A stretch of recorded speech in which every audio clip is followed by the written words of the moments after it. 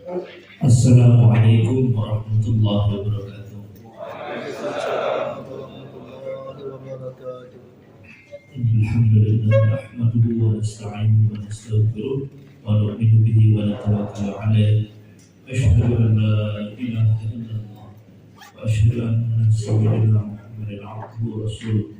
Allahumma shalli wa sallim 'ala sayyidina Muhammadin al-fatih lima ughliqa wal khatim lima sabaqa nasiril haqqi bil haqq al-hadi ila siratikal mustaqim wa ala alihi wa sahbihi haqqa qadrihi wa miqdarihi al-'azim.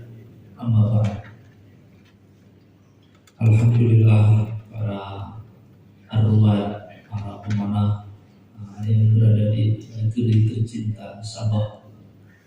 Alhamdulillah, kalau bukan karena pertolongan Allah, bimbingan Allah, kita tidak akan bisa berjumpa dengan saudara-saudara muslim pemanah yang ada di Sabah.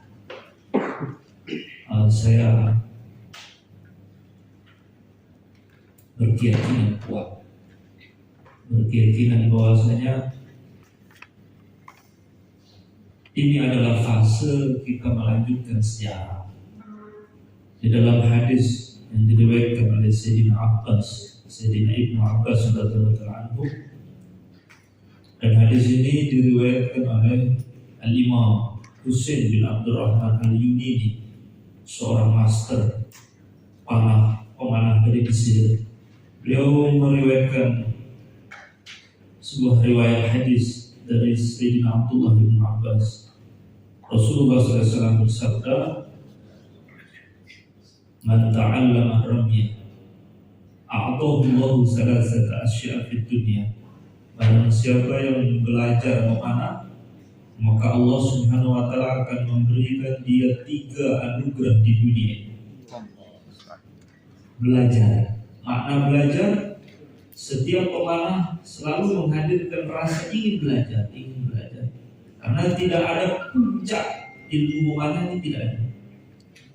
Seorang master panahan dari dinasti Mamluk, yaitu Imam Taibu Al-Ashrafi, beliau mengatakan, andai kata Allah memberi kamu umur 2 kali lipat dari umurmu yang sekarang, dan seluruh umurmu kau habiskan untuk belajar ilmu memanah, maka ilmu memanah tidak akan kau kuasai 1/3, sepertiga belum. Menunjukkan ilmu memanah sangat luas.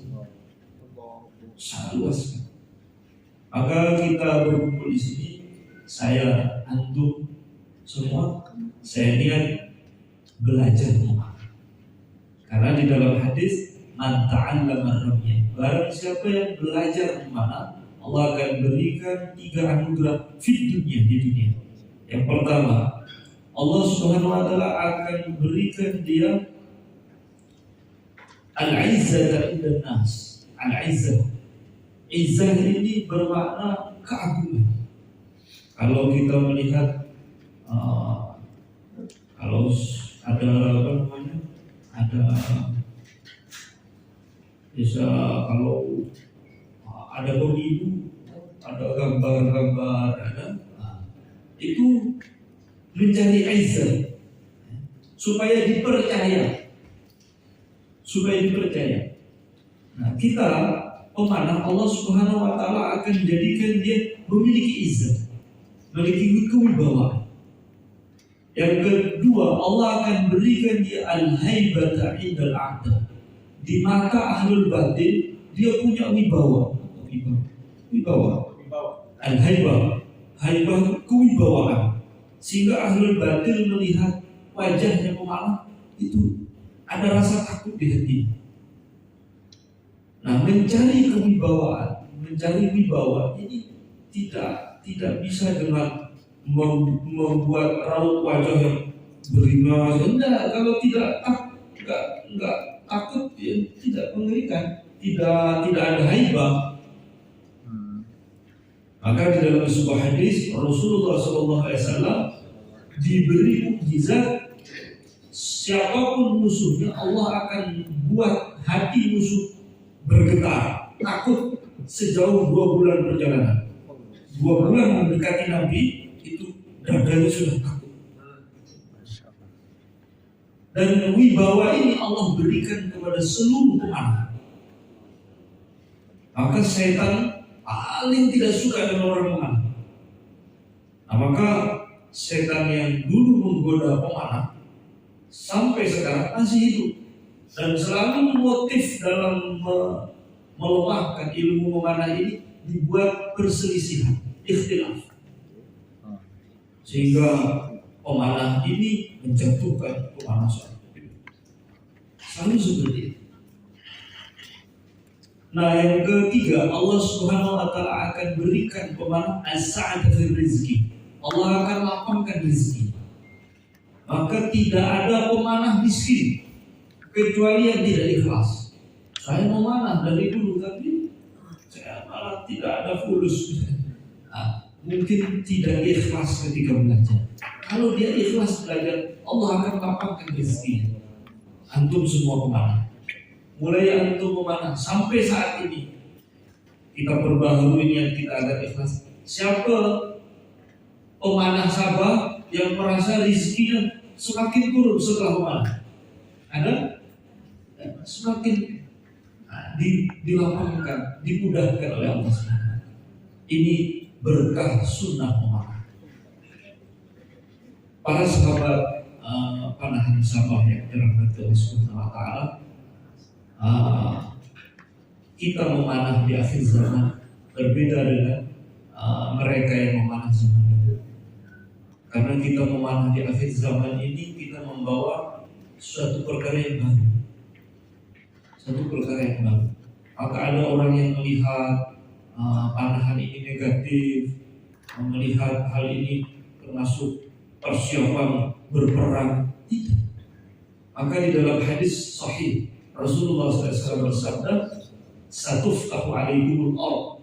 Bumi ini akan ditaklukkan untuk kalian. Artinya, maknanya apa? Islam akan menyebar. Tidak ada perang. Karena sudah terjadi penaklukan. Islam sudah menyebar. Dan Nabi berpesan, "Fala ya'jizanna ahadukum ayyal huwa bi ashubihi." Jangan engkau lemah, jangan malas untuk terus berlatih memanah, walaupun tidak ada hal yang mendorong kita untuk mengangkat senjata. Ini sudah pesan Nabi. Memanah tidak selamanya untuk berperang, tapi ini wasiat Rasulullah SAW agar terus bermain. Ayal huwa, makna ayal huwa itu terus bermain menggunakan anak panahnya, sehingga umat Islam itu jadi kuat, berwibawa, rezekinya lapang dengan keberkahan ilmu. Teman-teman panahan Sabah yang dirahmati Allah Subhanahu wa taala, kemudian dari hadis yang diriwayatkan Sayyidina Ibnu Abbas tadi dilanjutkan, wa atahullahu salasata asya'a fil akhirah, dan Allah akan beri dia 3 anugerah nanti di akhirat. Di dunia Allah akan berikan dia keagungan di mata manusia. Allah akan jadikan dia berwibawa di mata musuh. Yang ketiga, as-sat'a fil rizki, Allah akan lapangkan rezeki. Dan Allah akan berikan dia 3 keutamaan nanti di akhirat. Yuhsyaru ma'al anbiya wal mujahidin. Dia akan dibangkitkan bersama para nabi, orang-orang yang mati syahid, orang-orang mujahid. Bayangkan tuan-tuan, kalau nanti di akhirat kita niat belajar memanah tulus karena Allah, tidak ada kepentingan duniawi, tidak ada kepentingan kedudukan, harta. Kita bangkit di akhirat, kita tengok sebelah kanan, siapa ini? Anda, Tuhan siapa? Saya Sultan Salahuddin Al-Ayyubi. Tuhan siapa? Saya Sultan Muhammad Fatih. Saya salah kelompok ini. Ada di sini. Hanya kepada malaikat, saya ada di rombongan kelompok ini karena kamu belajar memanah ketika dunia ikhlas. Dan di hadis Nabi, yuhsyarul anbiya wal mujahidin, dibangkitkan bersama para nabi, orang-orang soleh, para mujahid, maka kamu ada di sini. Kemudian Allah Subhanahu wa taala akan jadikan dia yujawizus sirata kal barqil khatif. Dia akan melewati jembatan surat seperti kilat yang menyambar. Seperti kilat yang menyambar. Itu siratul mustaqim itu 1500 tahun perjalanan. Khusus pemanah yang ikhlas belajar memanah, dia akan melewatinya hanya seperti kilat. Sudah sampai di depan pintu surga. Yang ketiga, wa yadkhulul jannata bighairi hisab, dan dia akan masuk surga tanpa diinterogasi. Interogasi tanpa ditanya-tanya lagi. Oh, ini orang baik, harus masuk surga. Bila mana suatu nikmat itu besar, maka menjaganya itu sulit. Itu sunatullah. Ya. Kalau menjaga kereta, kalau murah, itu tidak ada pencuri, tidak ada yang mau mengambil. Tapi kalau lebih mahal, permata, berlian, itu penjaganya ketat, ada di dalam brankas besi dengan kode khusus. Nah, seperti itu juga dengan ilmu memanah. Setan tidak akan diam untuk mengambil mutiara ini. Jangan sampai orang Islam mencintai sunnah ini. Setan terus bergerak. Caranya apa? Dibuat sama pemanah suzu. Ini kemarin dia menang berlomba. Kebetulan nasibnya beruntung. Pas latihan sana saya tak pernah menang dia. Itu terus akan ada seperti ini. Dia saling suzon, berburuk sangka kepada saudaranya. Maka di dalam sebuah riwayat, man ahya sunnati 'inda fasadi ummati falahu ajru syahid. Barang siapa yang menghidupkan sunnahku di kala rusaknya umatku, maka dia mendapatkan satu pahala mati syahid. Satu pahala mati syahid cukup jadi tiket kita masuk surga. Ketika umat ini sibuk dengan keduniaan, semua dengan dengan hal-hal yang sia-sia, ada kita yang banyak dosa seperti Al-Fakir. Saya pribadi banyak kekurangan dosa. Kita sama-sama menghidupkan sunnah, yang mana sunnah ini sudah dilupakan oleh umat Islam. Menghidupkan sunnah di kala rusaknya umatku, pahalanya juga khusus. Karena apa? Memikulnya, amanah, menjaganya juga sangat berat. Sangat berat. Nah, pada teman sahabat yang dirahmati Allah, memanah ini memiliki histori, sejarah, tarikh. Ya. Kata Al-Imam At-Tabari di dalam kitabnya, Al-Imam At-Tabari bercerita dalam kitabnya bahwa ilmu memanah adalah ilmu awal dalam Islam. Ilmu awal dalam Islam. Sebelum ada ilmu arsitek, ada ilmu menjahit, ya, menjahit baju. Itu pertama kali membuat ilmu menjahit siapa? Nabi Idris. Nabi Idris adalah penemu ilmu menjahit baju. Nabi Nuh orang pertama kali menemukan arsitek perkapalan. Nabi Nuh. Tapi khusus memanah, ini ilmu awal.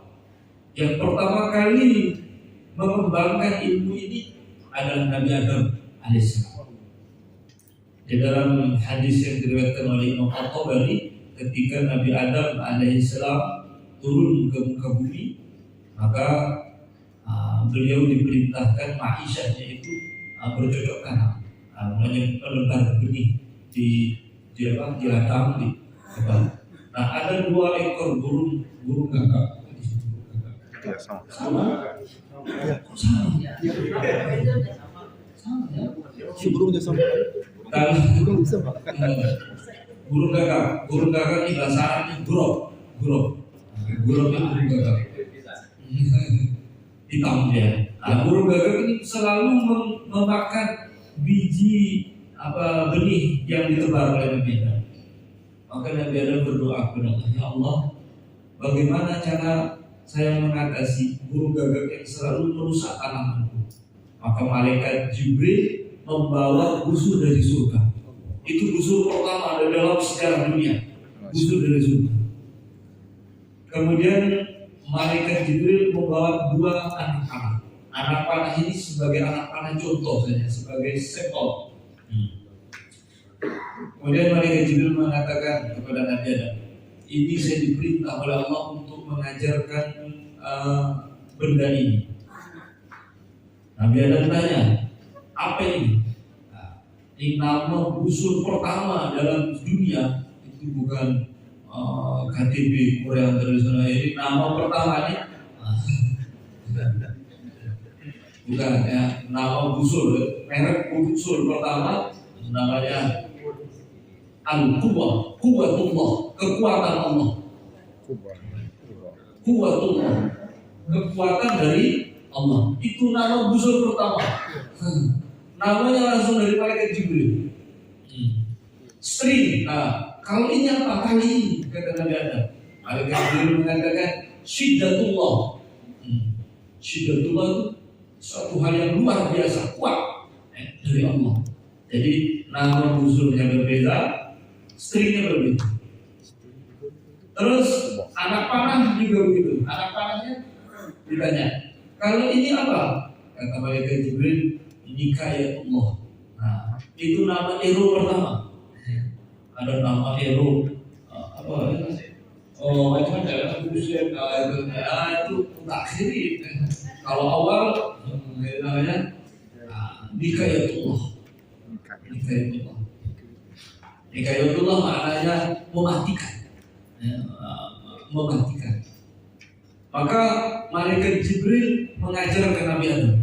Caranya memegang begini, cara kopdoh, semua diajarkan.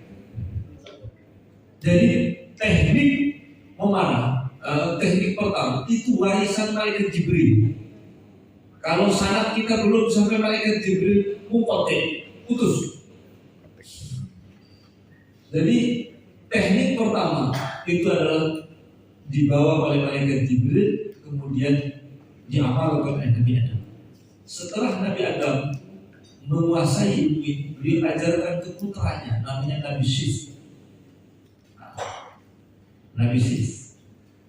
Kemudian diwariskan sampai ke keturunan Nabi Nuh alaihissalam.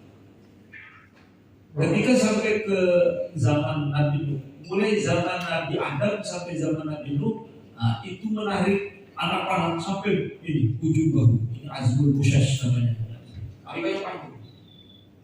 Setelah zaman Persia baru berubah tarikan itu sampai topik sama ya. Saya sudah berpikir nanti di sahabat saya mau bicara cakap apa kan harus sering dengar bahasa Melayu dulu Pinipin gak apa begini dialeknya. Itu anak saya kecil senang nonton film itu kartun animasi. Ada sampai cuping telinga. Jadi sejarah memanah ini sempat terputus. Sebagaimana kita sekarang zaman Turki Utsmani, ketika zaman Turki Utsmani runtuh di zaman Sultan Abdul Hamid II, Inggris, British membumi hanguskan, menghapus sekolah memanah dihapus. Sehingga di Kesultanan Ottoman tidak ada lagi yang belajar memanah sampai detik ini. Kemudian Allah memunculkan antum semua untuk melanjutkan sejarah. Ini anugerah dari Allah Subhanahu wa Ta'ala. Dan ini bukan yang pertama kali. Sebelumnya sudah pernah terjadi. Jadi dulu ilmu panahan ini diwariskan turun-temurun, terputus. Allah munculkan orang yang menemukan kembali, hilang lagi, dimunculkan oleh Allah orang yang memunculkan lagi selalu busur. Nah dulu sejak zaman Nabi Nuh, busur Nabi Adam itu diwariskan ke putranya, turun temurun sampai kepada Nabi Allah Ibrahim AS. Dalam satu riwayat, Nabi Ibrahim mendapatkan busur khusus dari surga. Ini riwayat lain. Dalam sebagian riwayat lagi dijelaskan oleh Imam Tabari, orang yang pertama kali menciptakan busur komposit adalah Nabi Ibrahim. Maka di dalam boyer pembuat busur di zaman Turki Utsmani, dia punya perkumpulan organisasi namanya Ibrahimiyah. Karena mereka menisbatkan diri, kami ini pembawa ilmu Nabi Ibrahim. Karena orang yang pertama kali menemukan busur komposit dari horn kando komposit itu Nabi Allah Ibrahim. Nabi Ibrahim menurunkan ilmu ini ke putranya Nabi Ismail. Nah, Nabi Ismail ini punya anak 11. Punya anak 11.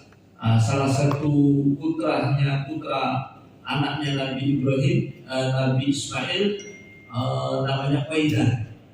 Nama anak Nabi Ismail namanya Qaidan. Qaidan ini nanti menurunkan orang-orang Quraisy.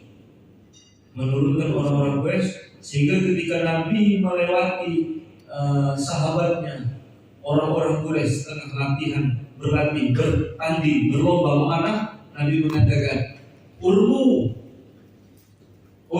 ya Bani Ismail, ya. Memanahlah kalian wahai keturunan Ismail, fa inna abakum kana ramyan. Datukmu dulu itu seorang pemanah hebat. Jadi kita ini adalah warisan para nabi.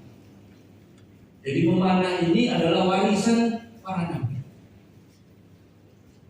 Dan menjadi hobi. Menjadi hobi kebiasaan orang-orang soleh. Kata dalam sebuah hadis dari Sayyidina Abdullah bin Abbas, Rasulullah SAW bersabda, Adibu ta'ailimu awladakum ar-rimayah. Ajarkan anak-anak kalian memanah, karena memanah itu da'bus sholihin, adalah hobi orang-orang soleh. Imam Bukhari punya murid namanya Abu Ja'far Al-Warraq namanya. Kata murid Imam Bukhari, selama saya berguru kepada Imam Bukhari, saya tidak pernah melihat Imam Bukhari meleset dalam tembakan kecuali 2 kali saja. Jadi hanya 2 kali beliau keluar dari target sasaran. Kalau kita 2 kali saja kena, sisanya tak meleset semua. Itu kita. Dan oleh zaman dahulu, imam-imam besar itu punya hobi memanah. Imam Asy-Syafi'i, kita mazhabnya Syafi'i, kita orang Asia. Malaysia mazhabnya Syafi'i, Indonesia mazhabnya. Imam kita kalau kita menyebut Imam Syafi'i, di dalam kepala benak kita apa? Kunut. Kunut subuh. Itu kita orang awam mengenal Imam Syafi'i kunut subuh. Tapi Imam Syafi'i ahli hadis, beliau punya kitab Musnad Asy-Syafi'i. Beliau ahli fikih, punya kitab Ar-Risalah, punya kitab Ar-Risalah, punya kitab karyanya Imam Syafi'i. Tapi siapa yang mengira? Beliau ini adalah orang yang pertama kali menetapkan cara berlomba memanah di dalam Islam. Namanya Kitabus Sibaq. Kitab berlomba dalam memanah. Itu ada di dalam semua kitab fikih mazhab Syafi'i. Yang pertama menyusun ini adalah Imam Syafi'i. Dan Imam Syafi'i itu adalah seorang pemanah yang hebat sekali, sangat hebat. Sampai beliau pernah mengatakan, hobiku hanya ada 2, mencari ilmu dan memanah. Mencari ilmu dan memanah. Bahkan beliau kalau ada air zam-zam, beliau melihat air zam, maka beliau berdiri, Imam Syafi'i, kemudian berdoa, ya Allah, berikan aku tembakan yang sempurna. Ya Allah, berikan aku ilmu agama. Ini lagi. Doa yang ketiga, ya Allah, mudahkan aku masuk surga. Maka beliau pernah duduk bersama murid-muridnya. Aku kalau bila saya berdoa selalu meminta 3 perkara. Semoga Allah berikan tembakan yang lurus, dan aku memiliki tembakan bila mana 10 anak panah di tanganku tidak ada yang keluar dari target satu. Karena saya berdoa agar tembakan saya lurus. Pernahkah kita berdoa ketika tahajud, ya Allah, berikanlah aku tembakan yang lurus. Nah, itu ada kebiasaan orang soleh. Ya. Berdoalah kita meminta tembakan yang lurus. Ya Allah, rezeki lancar, rezeki Allah, rezeki Allah. Nah, itu umum ya. Jadi minta kepada Allah agar tembakan kita lurus, tembakan kita bagus. Seperti itu orang soleh terkadang. Ya Allah, berikan tembakan yang lurus. Ketika itu Imam Syafi'i mengatakan, Allah berikan saya tembakan 100% mengenai target. Jika di tanganku ada 10 anak panah, tidak ada yang keluar dari target. Tapi ketika beliau menyebut ilmu, beliau diam. Kalau dalam ilmu, ya seperti yang kalian tahu. Kata para ulama, bangga dengan ilmu memanah itu boleh, tapi bangga selain itu, ujub selain dilarang. Fakhr di dalam memanah, tembak, dia tembakan pemanah sama, enggak boleh, enggak apa-apa itu. Karena di kalangan sahabat Nabi, kalau ada yang tembakannya mengenai sasaran, dia harus bangga. Tembakan Bani Uzra, Bani Adra menyebutkan sukunya. Ini tembakan dari keturunan, boleh. Boleh. Biar semangat. Ya. Biar semangat.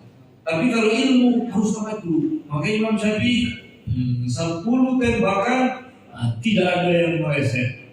Tapi kalau buat ilmu seperti yang kalian tahu. Saya pandemu nggak boleh kalau ilmu itu sombong dalam ilmu nggak boleh. Kalau dalam memanah boleh. Karena semangat itu salah satu bentuk motivasi. Motivasi. Akhirnya yang lain ingin mengalahkan dia. Akhirnya terjadi fastabiqul khairat, berlomba dalam kebaikan. Tapi jangan terlalu itu dibenci orang, dengan bahaya. Jangan berlebihan. Kemudian imam-imam kita terdahulu memiliki tembakan yang luar biasa. Saya menulis buku teknik memanah dalam Islam ini, di antara sebabnya salah satu faktor yang membuat saya adalah rasa ghirah, rasa ketika saya melihat kaum muslimin di Indonesia, Malaysia, dimanapun negeri kaum muslimin, mereka membanggakan teknik yang wallahu alam saya tidak tahu asal muasalnya, kemudian bangga dengan mungkin bangga itu karena tidak tahu ilmu seperti apa pemanah imam-imam terdahulu, para pemanah muslim terdahulu. Kan ketika orang itu tidak memiliki pahlawan dalam suatu bidang, dia akan menjadikan pahlawan di hal yang lain. Anak kita kecil, budak kita, karena dia tidak kenal Sultan Salahuddin Al-Ayyubi, tidak kenal Sayyidina Sa'ad bin Abi Waqqas, tidak mengenal Sultan Nuruddin Zaki, maka akhirnya dia karena tidak punya pahlawan, akhirnya dia punya Spiderman, Batman, makhluk-makhluk apa ini, tidak halusinasi, khayalan. Karena dia tidak punya pahlawan, dia butuh pahlawan, maka dia menikmati Batman. Begitu juga umat Islam, itu anak budak kecil. Nah, kita ini sekarang tidak mengenal pahlawan Islam yang ahli dalam mana, akhirnya mengagungkan di luar Islam. Kalau sampai hanya mengagungkan, oh hebat, tidak apa-apa. Tapi kalau sampai memberi penghormatan, salah tempat itu. Bahaya, agamanya yang berbahaya. Agamanya yang berbahaya. Karena namanya hubungan guru dan murid. Guru dan murid itu memiliki ikatan hati. Memiliki ikatan hati. Maka para pemanah terdahulu ada istilahnya syadul wasat, mengikatkan kain di perut, di perut, syadul wasat, sehingga itu jadi amanah. Setiap pemanah harus membawa sifat panah para pemanah terdahulu. Dia amanah, tenang, ya, tidak berbicara yang sia-sia, menjaga hatinya agar selalu tawadu, pasrah kepada Allah setiap menembak, selalu berzikir, menjaga wudhu. Itu semua akhlaknya para pemanah. Kita merasa saya pemanah dari Sabah, tapi kita tidak membawa akhlak, sifat hati para pemanah terdahulu. Kita belum pemanah. Siapa pemanah yang hakiki? Siapa pemanah yang hakiki? Pemanah yang hakiki, yang hakikat seorang pemanah sejati adalah orang-orang yang dianggap pemanah oleh Rasulullah SAW, oleh Sayyidina Sa'ad bin Abi Waqqas, oleh Imam Asy-Syafi'i. Nanti di akhirat, dia ini pemanah. Mereka ini pemanah dari Sabah ini mewarisi akhlak kami para pemanah. Sini kalian. Tapi kalau kita merasa pemanah, saya pemanah, juara di sana, menang di sana, sampai di akhirat, Sayyidina Sa'ad kan, ini bukan saya, bukan kelompok saya, karena dia tidak membawa sifat saya. Nauzubillah min dzalik. Jadi pemanah itu membawa sifat. Sifatnya para pemanah itu khusus. Ini dia jadi apa?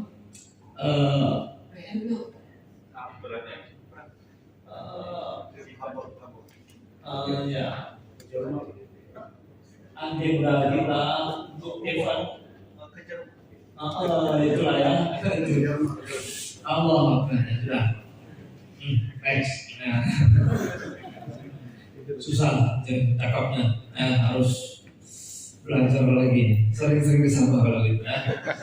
Kita. Alhamdulillah. Ini sejarah. Saya lanjut lagi sebelum kita nanti masuk ke teknik. Di zaman dahulu sebelum pada zaman Persia, ilmu panah sempat hilang. Sampai ada seorang raja namanya Bahram Jur namanya. Bahram ini seorang pemanah hebat. Ini Bahram Jur ini adalah pendiri pengasas mazhab pertama di dunia. Dulu memanah itu tidak ada mazhab. Yang pertama kali mengasaskan mazhab di dalam dunia panah adalah Bahram Jur. Gur itu dalam bahasa Persia artinya keledai jantan. Keledai jantan. Karena dia senang berburu keledai jantan. Pernah di dalam suatu kisah itu ada seekor keledai diterkam oleh singa. Maka dia lihat, dia ambil anak panahnya, dia tembak. Sebenarnya raja ini ingin menyelamatkan keledai dari cengkraman, dari terkaman singa. Tapi akhirnya tembakan itu menembus badan singa dan keledai, dan anak panahnya menancap di bumi sepertiga masuk ke dalam tanah. Saking kerasnya tembakan Bahram Jur. Dia punya hamba sahaya, cantik, namanya Shauk itu artinya duri, karena dia menjadi duri di hati. Cantik sekali hamba sahayanya. Siapa duri di hati itu? Ini ada duri. Sakit hati. Lama dibalas mesennya mau apa ya? Ini berarti ada duri di hatinya. Ini Raja Bahram punya hamba saya perempuan namanya Saw, dijuluki Saw. Itu dia punya anting. Anting itu ada liontin, ada yang itu jadi sasaran tembaknya Raja Bahram. Jadi kau berdiri sana ditembak, dia bisa melepas liontin anting budaknya itu karena tembakan bidikannya yang sangat akurat. Saya sendiri pernah mengumpulkan dari 23 kitab cara membidik Raja Bahram Duri. Dan insya Allah di Indonesia saya ingin membuka kelas khusus namanya kelas Raja Bahram Duri. Ada kelas Imam Abu Hashim, ada kelas Imam Thohir, jadi saya membuka kelas pelatihan di sekolah kami di Indonesia. Saya membuka sekolah namanya Yayasan Cahaya Tua. Di situ ada sekolah-sekolah. Antum ingin belajar Imam Abu Hashim, Thohir, Ishaq, sudah ada kelas-kelas masing-masing. Di situ ada kelas Raja Bahram. Jadi kita ingin mendapatkan keakurasian, akurat tembakan seperti Raja Bahram. Raja Bahram ini dia kalau berburu dia hanya menembak ujung tanduk, ujung tanduk rusa. Dia tidak menembak badan, tapi ujung tanduknya. Dia rusak, sehingga orang pemburu yang lain masuk hutan, dia lihat rusak, ini habis ditembak Raja Bahram. Jadi, dan itu di atas kuda yang ditembak ke ujung tanduk. Itu Allahu Akbar ya. Tembakannya orang dulu itu luar biasa.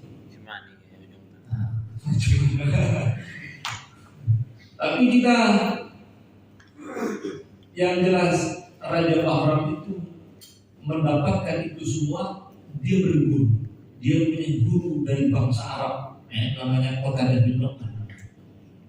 Namanya Raja Munzir, namanya Raja Munzir bin Nu'man dari Yaman. Itu gurunya Raja Bahram. Dan itu Raja Bahram sebelum Rasulullah lahir. Jadi Raja Bahram itu sebelum Rasulullah lahir, dia hidup di zaman sebelum abad ke-6 Rasulullah. Raja Bahram, raja terdahulu, dia pengasas mazhab pertama di dalam dunia pernah. Raja Bahram ini pernah berburu bersama istrinya.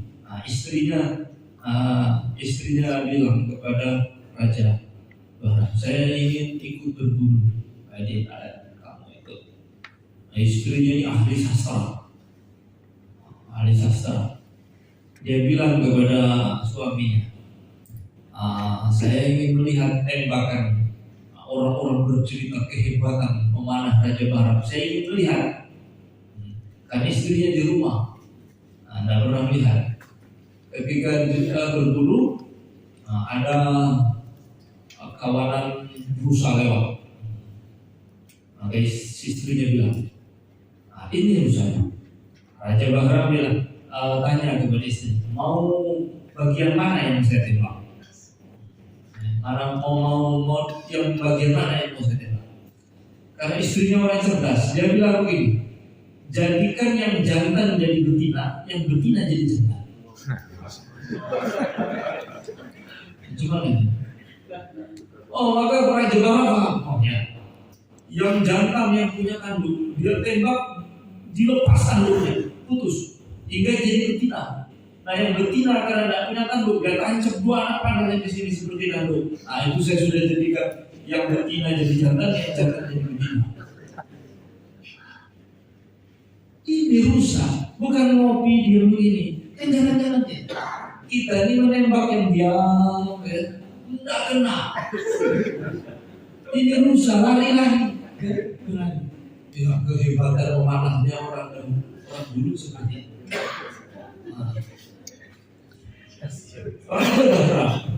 Raja Bahram ini dia sebenarnya menemukan ilmu ini, cara pembuatan busur. Kalau teknik dia bukan melalui seorang guru, ayah angkatnya yang mendidik dia di guru, namanya Raja Munzir bin Nu'man. Tapi untuk pembuatan busur dia sendiri busur komposit dia temukan di dalam hutan. Suatu ketika Raja Bahram dia berburu di hutan. Dia terpisah dari kawanannya, dari pengawal, penggawanya terpisah. Dia tersesat. Tersesat apa tersesat? Ya tersesat. Dia tersesat di hutan. Wah, dia tersesat. Sampai 1 hari penuh. Karena dia mengejar rusa dengan tumbak. Jadi dia kejar, kemudian dia tolak berhasil, rusanya dia pikul. Ini Raja Bahram tidak menemukan kawannya. Mana dia tersesat di hutan. Akhirnya dia menemukan ada kastil. Kastil itu seperti istana. Semoga ada istana kastilnya. Dia berpikir, kenapa ada istana di tengah hutan? Dia berpikir, kenapa istana di tengah hutan? Ternyata di pintu istana ada pintu besi. Di situ ada lukisan seorang raja di atas kuda melepaskan anak panah di kepalanya singa, tepat dia di tengah kening singa. Karena di situ ada cerita, tapi bahasanya bahasa kuno, bahasa Tumbak, bahasa bangsa Tumbak, ya, bahasa Tumbak. Nah, tidak lama rombongan kawanannya yang terpisah itu datang. Nah, di situ ada seorang filosof, ahli ilmu, ada seorang filosof yang bisa membaca tulisan itu. Dia baca. Raja Bahram tanya, kamu baca ini? Apa ceritanya? Ini raja yang di atas kuda ini tuan, namanya Isfandiar Shah namanya Isfandiar Shah. Dia raja Tumbak 500 tahun yang lalu. Isfandiar Shah ini ceritanya dia bermimpi ketemu dengan 2 orang di dalam mimpinya, bertemu dengan 2 orang membawa busur. Dia tidak kenal itu busur panah, itu senjata. Ketika busur itu ditembakkan, ini Raja Isfandiar Shah terkagum di dalam mimpi. Wah, senjata apa itu bisa melontarkan tombak kecil? Dia bilang anak panah itu tombak kecil, macam tombak kecil bisa dilontarkan jauh. Ini senjata apa? Maka orang yang di dalam mimpinya itu mengatakan, ini namanya Al-Qaus, busur panah. Ini adalah senjata yang pertama kali diturunkan oleh Allah kepada Nabi Adam. Dan busur ini akan menjadi andalan seorang nabi di akhir zaman. Dia bernama Muhammad. Itu di tulisan itu. Dan senjata ini akan menjadi andalan seorang nabi di akhir zaman dan umatnya. Jadi ini berarti antum ini itu sudah tertulis di pintu itu. Itu dari mimpi seorang raja 500 tahun sebelum munculnya Raja Bahram. Namanya kerajaan Tumbak. Dia bermimpi.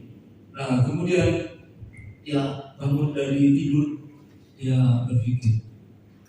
Dia tanya kepada para menteri, kalian kenal senjata modelnya seperti ini, bentuknya seperti itu? Oh, enggak tahu, enggak pernah ada senjata seperti itu.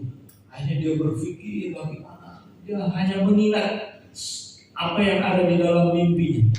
Akhirnya dia menemukan, dia melihat dia buat dari besi, dia tidak mampu untuk menarik. Dia buat dari tembaga, tidak mampu dia tarik. kemudian dia temukan dari kandung, kemudian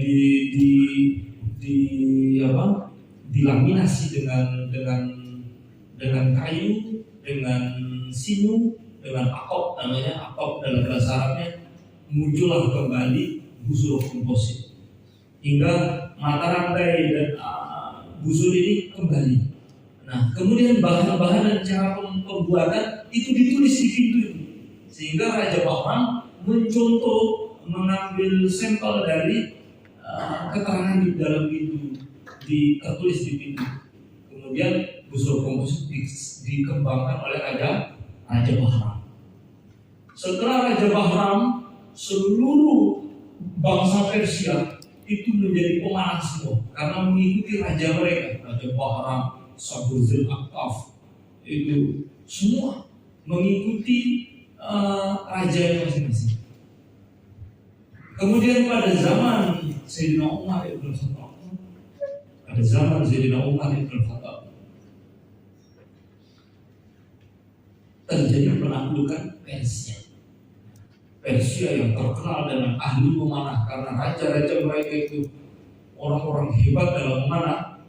Nah, ketika penaklukan Persia, Sayyidina Umar mengatakan, saya akan mengirim pasukan untuk menjalankan nubuat Rasulullah SAW. Rasulullah ketika awal Islam, beliau mengatakan akan runtuh negeri Persia dan Romawi. Nah, Persia ini terkenal dengan ilmu memanahnya karena raja mereka yang terkenal ahli dalam memanah, Raja Bahram, Saburzil Aktaf, banyak sekali, Anusirwan. Semua raja mereka itu bukan hanya sekedar raja, tapi ahli memanah. Maka seluruh masyarakat Persia dan tenteranya ini ahli memanah. Ketika pasukan Islam dikirim, ini para sahabat, siapa yang menjadi panglima perang? Maka Sayyidina Umar bin Khattab mengatakan, aku akan mengangkat seekor singa yang selalu menyembunyikan bukunya. Siapa dia? Sa'ad bin Abi Waqqas. Jadi Sayyidina Sa'ad bin Abi Waqqas adalah orang yang pertama melepaskan anak panah dalam Islam, dan beliaulah yang meneruskan silsilah teknik tembakan Hijaz dari Nabi Ismail sampai ke Nabi Ibrahim. Jadi diadui. Akhirnya ketika perang yang dari Islam yang paling hebat pemanah dipimpin oleh Sayyidina Sa'ad bin Abi Waqqas, dari Persia yang terkenal dengan warisan turun-temurun panahannya. Tapi ketika melihat tembakannya orang Islam, semua tentara Persia jatuh mentalnya. Ini kita ahli memanah, tapi melawan mereka ini ilmu kita tidak sampai panglimanya Persia ambil bola, angkat ke atas ditembak. Lihat tembakan saya, kita ini masih hebat. Jangan jatuh semangat dengan orang Islam. Ternyata para sahabat Nabi memiliki tembakan yang lebih akurat, yang lebih jitu. Karena ketika itu pasukan Persia itu pakai topi besi. Nah, yang terlihat hanya matanya sedikit saja. Semua tertutup. Akhirnya sahabat berkata, tembak matanya. Akhirnya anak panah itu semua menancap di mata. Itu orang-orang Romawi itu di matanya. Maka perang itu dinamakan perang Zadul Uyun, perusak mata, karena semua buta semua itu kena anak panahnya sahabat. Artinya tembakannya para sahabat itu luar biasa. Nah, lalu ada seorang, ini diceritakan oleh Jamsyir dalam kitabnya. Dulu salah satu imam kita namanya Imam Abu Hashim Al-Bawardi. Beliau adalah pendiri mazhab tertua di dalam Islam. Mazhab Imam Abu Hashim Al-Bawardi, dia dari Bawar, Khurasan. Datang ke Madinah berbaiat kepada Sayyidina Sa'ad bin Abi Waqqas, sumpah setia akan menjaga ilmu memanah. Kemudian muncul Imam Thahir Al-Balkhi di zaman yang sama. Kemudian Imam Thohir. Imam Thohir ini masih keluarga dengan Bahram Jur. Bahkan kakeknya Bahram Jur, Bahram punya kakek, punya datuk namanya Sabur Zul Akaf, itu datuknya Imam Thohir Balkhi. Jadi kita juga di dalam Islam tekniknya mazhab Imam Thohir mewarisi tembakan Persia. Jadi kita bisa mengkolaborasi mazhab Hijaz dengan mazhab Persia. Tapi yang membawa mazhab Persia adalah Imam Abu Hasyim. Justru yang berdarah Persia membawa mazhab Arab, yaitu Imam Thohir.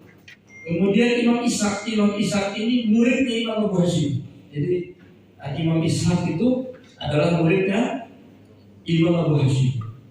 3 mazhab ini terus berkembang, diamalkan ilmu mereka turun temurun sampai zaman Ottoman.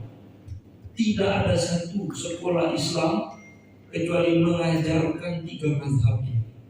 Bila mana kita memanah tidak mengenal 3 mazhab ini, berarti kita tidak memiliki ikatan sanad keilmuan dalam memanah kepada Islam.